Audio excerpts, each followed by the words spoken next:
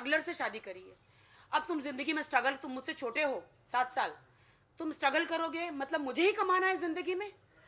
मैं माँ बनना चाहती हूँ, मैं घर संभालना चाहती हूँ। क्या मुझे फिर से जिम जाके, क्या मुझे फिर से वही कपड़े पहन के काम करना है? Coming back to your answer, जितने भी ट्रांजैक्शन हुए हैं, अकाउंट टू अकाउंट हुए हैं, वो सबकी जानकारी आयो जोशिवारा के उनको दे दी गई है। तकरीबन 1 करोड़ 50 लाख का ट्रांजैक्शन, 1 करोड़ 60 लाख का, जिसमें राखी ने 1 करोड़ 50 लाख पहले दिए और 10 लाख रुपया बिग बॉस में जाने से पहले, हाँ, ये कहकर वो 70 लाख हो गए रहूंगी, मेरी माँ के इलाज के लिए यूज होना। ये पूरा स्टेटमेंट राखी ने रिकॉर्डेड। मैंने 10 लाख रुपया मराठी बिग बॉस जाने से पहले चेक दिया था कि इसमें रादिल, आदिल एंड राखी है, रादिल प्रोडक्शन में डाल देना, और इसमें मेरी माँ अगर कुछ होता है मुझे अंदर कोई बोलेगा नहीं, मेरी माँ का इलाज करना शर्लिन।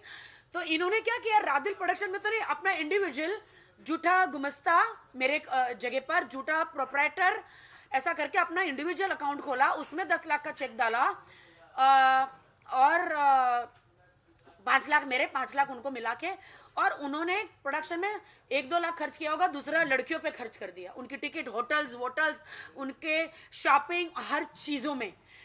और ट्रांजैक्शन हमारा कैसे हुआ, मेरा और आदिल का जॉइंट अकाउंट हुआ, और उन्होंने कैसे किया, ओटीपी आता है, ओटीपी मुझे कहा जान, अब हस्बैंड है, मतलब हस्बैंड, मतलब उस टाइम पे शादी नहीं हुई थी, हमने जॉइंट अकाउंट किया था, शादी से पहले का है कि जानी बोलते हैं वो मुझे।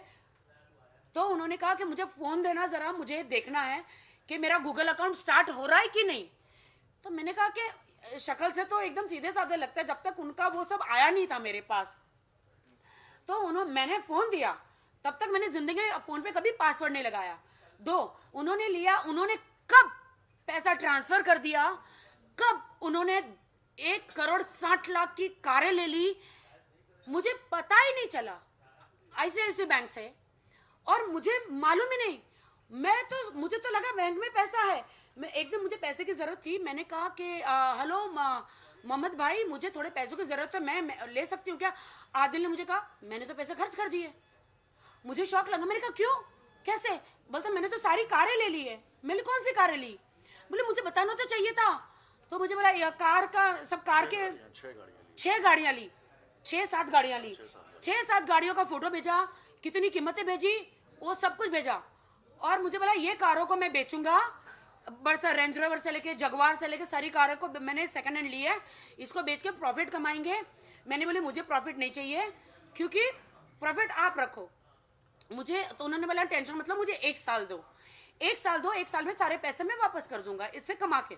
1 साल के ऊपर हो गया मेरे ख्याल से, अभी तक उन्होंने कोई पैसा नहीं दिया। और उस चीज की रिकॉर्डिंग, जो वीडियो रिकॉर्डिंग है, वो आप लोग को दे दी गई है, आप लोगों के पास है वो तमाम कॉन्वर्सेशन, जहाँ पे आदिल कह रहा है कि मैंने गाड़ियां खरीदी है जान, मैं उन पैसों से प्रॉफिट कमा के तुम्हें दूंगा। तो राखी उनको कह रही है कि नहीं, मुझे प्रॉफिट नहीं चाहिए, मेरा जो मुद्दल यानी कि कैपिटल अमाउंट लगा हुआ है वो मुझे दे दीजिए, काफी है। ओशिवारा पुलिस स्टेशन को, पुलिस आयो, सीनियर, सबको कहना चाहूंगी कि आप वो बैंक में इंक्वायरी कीजिए कि इन्होंने क्या कार सचमुच ली है, या वो पैसों को किसी अकाउंट में डाले हैं, या वो पैसों का क्या किया है।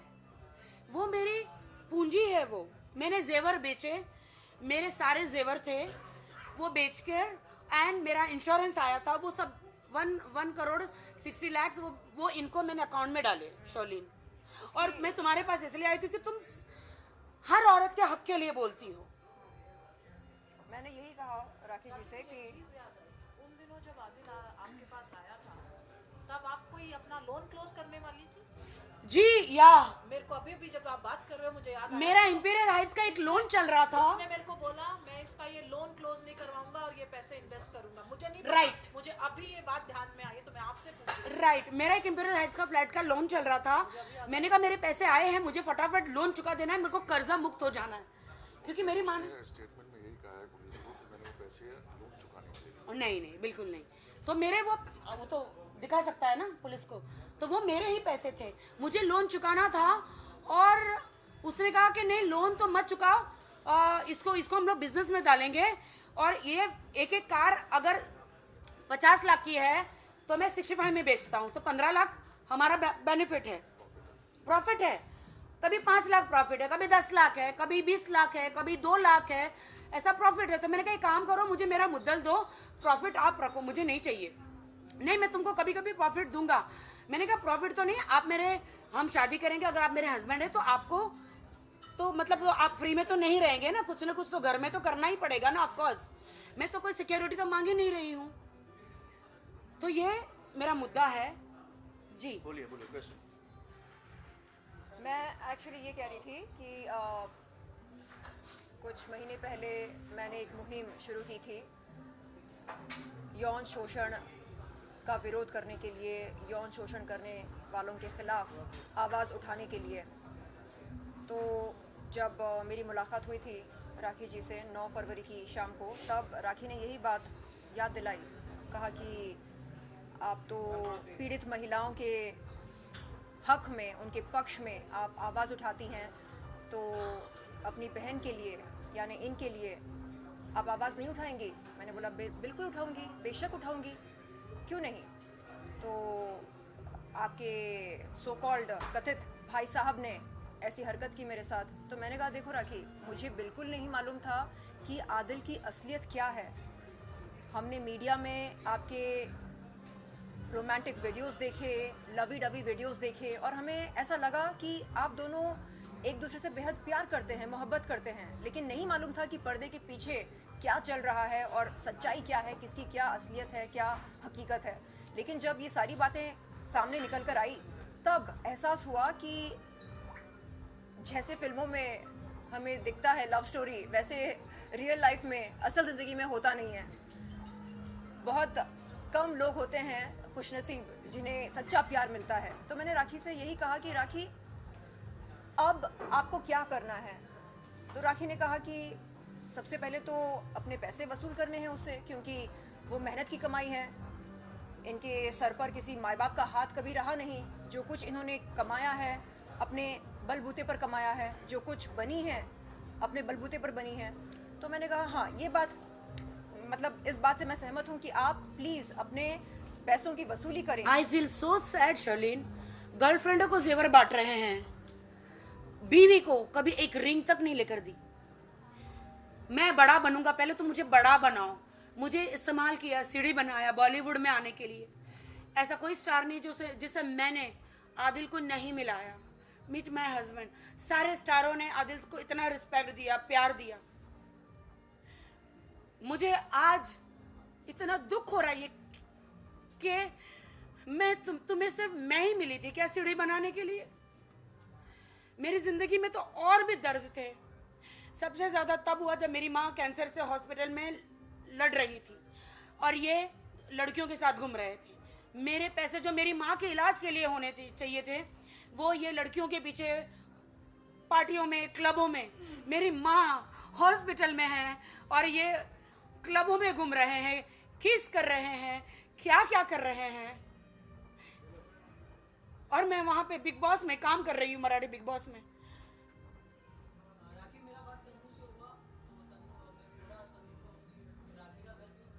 Let's don't bring Tanu here. Let's talk about Sharlene and Rafi. Yeah. We don't want to answer anything. I don't want to answer about any girl here. Let's Just talk me about and Sharlene. No more question about it. ताकि ये जानना चाहेंगे, एक normal रिश्ता भी जुड़ता है तो वो पहले देखता है कि लड़का कैसा है, क्या है, सिक्योरिटी पहले तो वो लेता है। आपने ऐसा क्या देख लिया था आदिल को जिसमें क्या देख लिया था? मैंने राष्ट्रीय को सबको वीडियोस भेजे थे। वो आपको खाना खिला रहा है, आपको जूते पहना रहा है, आपको सॉक्स पहना रहा है, आपके बाल गूंथ रहा है, आपको प्यार कर रहा है, आपको फिल्म देखने लेके जा रहा है, आपकी छोटी छोटी जरूरतों को पूरा कर रहा है। आपको अभी वो कह रहा है कि मैंने कार गिफ्ट करी है। शैली, कार मुझे किसने गिफ्ट करी है? तू ही बताए तो अच्छा। आप बताओ। मुझे शैली ने कार गिफ्ट करी है। वो जो गिफ्ट है ना, वो BMW X1. हाँ, BMW X1. BMW X1 जो है, शर्लिन अपना शैली जो है वो मेरी बिजनेस पार्टनर बनना चाह रही थी, मैसूर से है। तो इन्होंने मुझे कहा तुम छोटी कार में घूमती, मुझे अच्छा नहीं लगता राखी, मुझे लगता है कि मुझे तुम्हें एक कार गिफ्ट करनी चाहिए, तो तुम मैसूर आ जाओ। तो जब उनका कार का बिजनेस था तो उनका क्या आपस में इंट्रोडक्शन यही हुआ था कि मैंने जो है आदिल जो है पहले से भी कार का बिजनेस ही करता था। उसका मेन बिजनेस जो है कार डीलिंग का या सेकेंड हैंड कार्स का, प्रीमियम कार्स का। तो जब मैंने उसको डिस्कस किया कि मैं राखी को एक कार देना चाह रही हूँ तो उसने मेरे को कहा कि ठीक है दीदी, क्या इसमें जब भी आप वो सेरेमनी करेंगे, जब भी आप वो कार देंगे, क्या मैं भी उस टाइम पे उसका हिस्सा बन सकता हूँ? मैंने बोला ठीक है, it's okay, can be done. तो जो मुलाकात जो राखी की हुई थी, एक्चुअल जो जहाँ से मतलब बातचीत शुरू हुई, मैंने राखी को मैसूर बुलाया था और मैसूर से हमने कार ली, वहाँ से ही जो है ये सिलसिला जारी हुआ। तो मुझे वो कार शैली ने दी थी, लेकिन उस वहाँ पे उसने बोला तुम मेरा नाम लो, मेरा नाम लो, शैली का नाम नहीं आना चाहिए। और मैंने कहा ओके, बट मैंने हमेशा जब कहती थी शैली ने मुझे कार दी तो हमेशा वो चिढ़ते थे। बट आदिल, आपने बहुत बुरा किया मेरे साथ। बाकी मेरा एक सवाल रहेगा, जिस तरह आपने कुछ समय पहले एक ट्रांजेक्शन की बात की, काफी सारे बड़े बड़े अमाउंट ट्रांजेक्शन हुए, कभी आपने कैश बुक या फिर कुछ बैंक से आपने पता करने की कोशिश की कि वो अमाउंट जा कहाँ रहे एग्जैक्टली? मैंने बैंक से पता करने की कोशिश की, उन्होंने बहुत सारे अकाउंटों में ट्रांसफर मारे। तो मेरे हस्बैंड को पूछा आपने ये कहाँ ट्रांसफर मारे? तो राखी डोंट इरिटेट मी, वो जो गुस्सा हो जाते हैं, जो मारना शुरू कर देते हैं। क्या आपने कभी बैंक से संपर्क नहीं किया? मैंने किया, मुझे कैसे पता चलेगा उन्होंने कहाँ ट्रांसफर किया? मैं उन लोगों को जानती नहीं हूँ ना, जो मेरे हस्बैंड आदिल ने मतलब जो ट्रांसफर की, मुझे नहीं पता है ना, उन लोगों को मैं नहीं जानती हूँ। अब वो पुलिस इंक्वायरी करे ना, कि उनके अकाउंट में से पुलिस इंक्वायरी करे ना। मैंने तो केस किया है। कौन सी धारा बोलते हैं उसको? 420 चीटिंग का, 420 तमाम धाराएं हैं। मैंने वो मुझे नहीं पता है ना, तो मैंने उनको इतनी बार पूछा कार के लिए, उन्होंने हमेशा हाथ उठाया मेरे पे, ऐसे ऐसे हाथ उठाए, आप सोच नहीं, मेरे पैल्विक में अभी भी स्वेलिंग है। आज भी कोर्ट में हमने यही प्रे किया कि इन्वेस्टिगेशन बहुत जरूरी है और पुलिस कस्टडी बहुत जरूरी है, क्योंकि उसके बाद ही तो सवालों का जवाब मिलेगा कि ये पैसे गए कहाँ। इतनी बड़ी मेरी सर्जरी हुई यूट्रस की, उन्होंने मुझे ऐसे लात मारी है यहाँ, मुझे अभी भी स्वेलिंग है। डॉक्टर ने भी देखा है। आप मुझे अभी लेके जाओ किसी भी डॉक्टर के पास, आप लोग अभी लेकर जाओ। सी माई स्वेलिंग, जा नहीं रही है वो। आदमी की लात कितनी जोर से पड़ती है।